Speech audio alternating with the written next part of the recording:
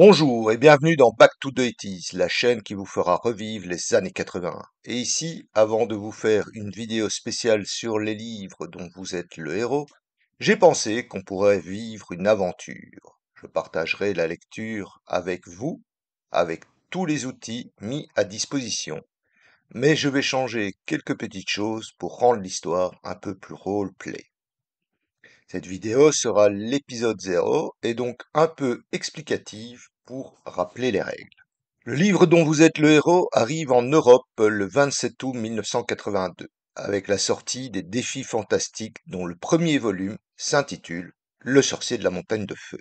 Les scénaristes sont Steve Jackson et Ian Livingstone, tandis que les illustrations sont de Vlado Chrisan. Et retenez bien le nom de ces scénaristes car, dans les années 80, ils ont leur importance, mais cela, je vous en reparlerai dans une prochaine vidéo. Les livres sont traduits de l'anglais par Camille Fabien et les illustrations sont de Russ Nicholson. Donc nous voilà dans l'épisode d'introduction et tout d'abord quelques explications sur le fonctionnement et ma manière de procéder. Pour rappel, le livre dont vous êtes le héros consiste à voyager de nombre en nombre selon les choix qu'on fait. On commencera par le numéro 1, l'intro du livre. Pour ne pas spoiler les chiffres, où on sera envoyé, ils seront remplacés par des chiffres ou des lettres. Un lancer de dés sera fait lors des choix ou des combats. Je prendrai un dé et je le lancerai et selon le résultat, on avancera dans l'histoire. Par exemple, un chiffre pair nous enverra dans une direction et un chiffre impair dans une autre. Et j'adapterai bien sûr le dé en fonction du nombre de possibilités. En ce qui concerne les combats, à gauche je mettrai l'image du héros et où s'affiche, et la même chose à droite pour celui du monstre. Au centre, je ferai les jets de dés. De temps en temps, je montrerai les fiches personnages quand il y aura un changement dans les caractéristiques. Normalement, une fois le héros mort, le livre est terminé et on doit reprendre tout depuis le début. Ici, je vais faire une petite variante. Il y aura 3 personnages. Une fois que l'un d'eux est décédé, le suivant le remplacera automatiquement. Et bien sûr, à l'endroit où le personnage sera mort. Je rajouterai une intro imaginée par mes soins pour expliquer le fait que les personnages partent à l'aventure. Il y aura 3 personnages et donc 3 chances de finir le livre. Si par hasard le livre ne serait pas fini après les 3 personnages, eh bien on partira dans un autre livre dont vous êtes le héros. En ce qui concerne les personnages, nous avons Reidel d'Argenton, Shelza la voleuse, mais aussi Crowald le nain. L'ordre de passage sera décidé via un vote dans la communauté sur YouTube. Petit sondage, quel héros vous voulez choisir? À vous de voter, vous y verrez leurs fiches respectives qui vous aideront à voter. Ce vote restera ouvert tant que je ne lancerai pas la première vidéo. Je vous attends donc dans la rubrique communauté car les votes sont ouverts. Je vous y attends. En attendant, n'oubliez pas de vous abonner, d'activer la petite cloche et on est reparti. Les caractéristiques de chaque héros sont déterminées par son habileté, son endurance et sa chance. Pour combattre les créatures, le héros aura en sa possession une épée et un bouclier, mais aussi un sac à dos contenant de la nourriture. Le héros est devenu plus endurant grâce à son entraînement à l'épée. En ce qui concerne le héros, il peut être créé de toutes pièces selon une règle définie et dont les points d'habilité et d'endurance peuvent se calculer aléatoirement. Ici, on aura 3 personnages prédéfinis, donc pas besoin de les calculer. Que ce soit l'habilité, l'endurance ou la chance, les points maximum de départ ne bougeront pas, sauf exceptions qui seront stipulées dans l'histoire. Mais sachez que l'habilité représente le maniement de l'épée et l'adresse lors des combats. L'endurance représente la force et la volonté de survivre, mais aussi la détermination, la forme physique et morale, donc une endurance élevée permet de survivre longtemps. L'endurance représente aussi les points de vie. Avec la chance, vous saurez si vous êtes naturellement chanceux ou malchanceux. En ce qui concerne les combats, on devra combattre des créatures de toutes sortes. Pour le déroulement d'un combat, je vous mets ici en image les étapes que je suivrai. Faites pause à la vidéo pour lire les étapes. On devra parfois combattre plusieurs créatures, toutes en même temps. C'est alors qu'elles seront comptées comme une seule créature, mais parfois on devra les affronter séparément. La chance, on aura la possibilité de l'utiliser à certains moments, mais malgré tout, on peut être aussi malchanceux, et là, les conséquences risquent d'être désastreuses. Les points de chance augmentent au cours de l'aventure lorsque vous êtes particulièrement chanceux. Rappelle que les points de chance ne peuvent pas dépasser le nombre de départ, sauf si le jeu l'autorise.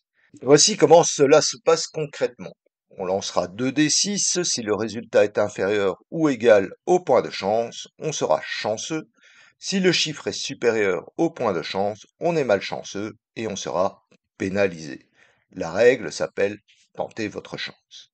Mais comment utilise-t-on la chance lors de combats? Déjà, l'histoire nous donnera des occasions de l'utiliser et on sera averti des conséquences qu'on subira, qu'on soit chanceux ou non. On utilisera la chance soit pour faire une blessure plus grave à une créature, soit pour diminuer les blessures qu'on aura reçues. Après avoir blessé la créature, celle-ci a perdu 2 points d'endurance. Si on est chanceux, elle en perdra 2 points de plus. Si on est malchanceux, sa blessure est une simple écorchure et elle perdra 1 point au lieu de 2. Pour diminuer les blessures reçues, donc imaginons qu'on ait perdu 2 points d'endurance, si on est chanceux, la blessure est atténuée et on perd un seul point d'endurance. Si on est malchanceux, au lieu de perdre 2 points, on en perd 3 car la blessure est plus grave. Rappelle qu'on doit retirer 1 point au total de chance à chaque fois qu'on tente sa chance. Alors, on a aussi la possibilité de fuir, donc la fuite.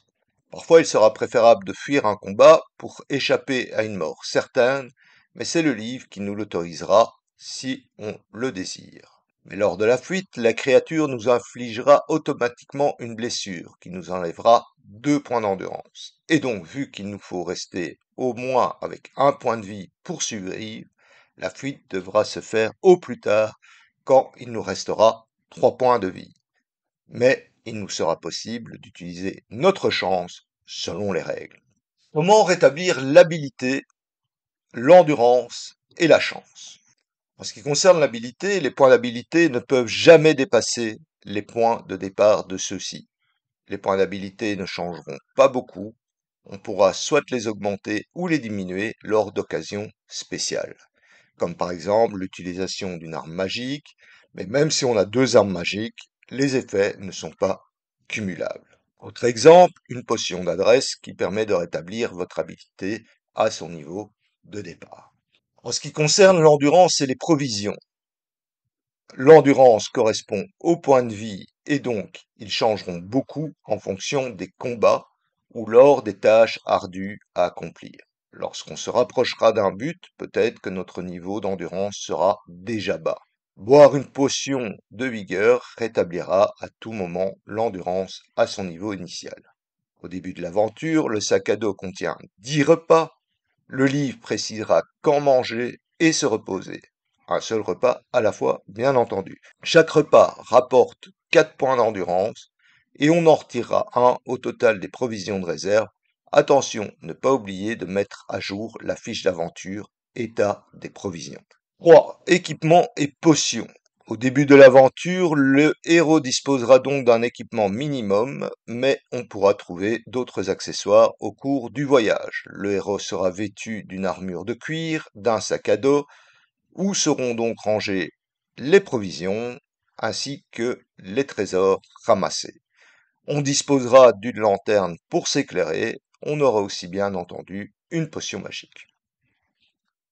La bouteille de potion peut être utilisée 2 fois au cours de l'aventure, et à chaque fois, cela remontera les points au maximum dans le domaine.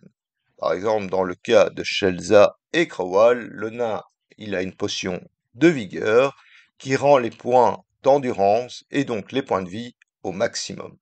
Tandis que Reidel d'Argenton possède une potion de bonne fortune qui augmente la chance. Pour le début de l'histoire, je vais créer une partie RP pour donner l'ambiance du livre, un peu humoristique à la manière du donjon de Nalbuck.